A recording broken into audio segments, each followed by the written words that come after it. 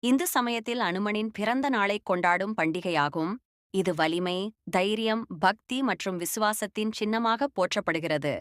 மேலும் தமிழ்நாட்டில் மார்கழி மாதம் அமாவாசை மற்றும் மூல நட்சத்திரம் கூடிவரும் நாளில் கொண்டாடப்படுகிறது.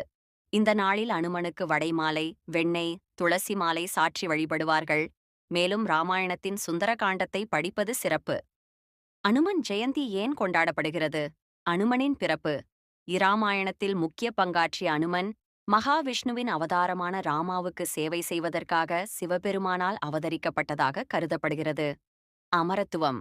சீதையின் அருளால் சிரஞ்சீவி, அமரத்துவம் பெற்றவர். பட்டம் பெற்றவர் அனுமன்.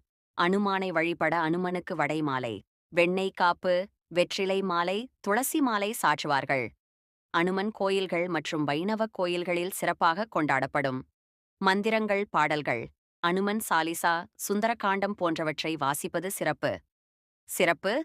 ராமநாம ஜெபம் எங்கெல்லாம் ஒலிக்கிறதோ அங்கெல்லாம் அனுமன் வருவார் என்பது நம்பிக்கை. அனுமனை வழிபடுவது சிவனையும் பெருமாளையும் வணங்கிய பலனை தரும் அறிவு, உடல் வலிமை, துணிச்சல், புகழ், ஆரோக்கியம், வாக்கு சாதுரியம், வீரம் ஆகிய அனைத்தையும் அனுமன் ஒன்றாக அமையப் பெற்றவர்.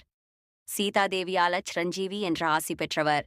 அவர் பிறந்த தினமே அனுமன் ஜெயந்தியாக கொண்டாடப்படுகிறது. அனுமன் மார்கழி மாதம் அமாவாசை மூலம் நட்சத்திரத்தில் அவதரித்தவர். இராமாயணத்தில் இணையற்ற இடத்தை பிடித்தவர். இராமா என சொல்லுகின்ற இடத்தில் எல்லாம் அனுமன் இருப்பது நிச்சயம் என்பது ஐதீகம். இவர் இருக்கும் இடத்தில் வெற்றியைத் தவிர வேறொன்றுமில்லை என்பதும் நம்பிக்கையாகும். அனுமன் பெயர் காரணம். சமஸ்கிருதத்தில் ஹனு என்பதற்கும் தாடையும் மன் என்பதற்கு பெரிதானது என்பதால் ஹனுமன் என்பதற்கு பெரிய தாடையை உடையவன் என ஒரு பெயர் காரணம் உண்டு. அனுமனுக்கு வேறு பெயர்கள். தமிழ்நாட்டில் அனுமன், அனுமார், அனுமன் ஜெயந்தி விரதம். அனுமன் ஜெயந்தி அன்று விரதம் இருப்பவர்கள் அதிகாலை குளித்து இராமநாமம் சொல்லி வணங்கி உபவாசம் தொடங்க வேண்டும். அருகில் இருக்கும் இராமர் அல்லது அனுமன் கோயிலுக்குச் சென்று அனுமனுக்கு துளசி மாலை, வெற்றிலை மாலை சாத்தி வழிபடலாம். வசதி இருந்தால் வடைமாலை சாத்தியும் வெண்ணெய் காப்பு சாத்தியும் வழிபடலாம். கோயிலுக்கு வரும் பக்தர்களுக்கு அன்னதானமும் செய்யலாம். அன்று வீட்டில் ஆஞ்சநேயர் படம் வைத்து அஷ்டோத்திரங்கள் சொல்லி பூஜை செய்து வெண்ணெய், உளுந்துவடை, பொரி, பழம், அவல், கடலை, சர்க்கரை, தேன், பானகம், இளநீர் போன்றவைகளை நைவேத்தியம் செய்யலாம். அன்று துளசிதாசரின் அனுமன் சாலிசா, சுந்தரகாண்டம் பாராயணம் செய்தும் ஸ்ரீராமநாமம் ஜெபித்தும் அனுமன் காயத்ரி சொல்லியும் அவரது அருளை பெறலாம்.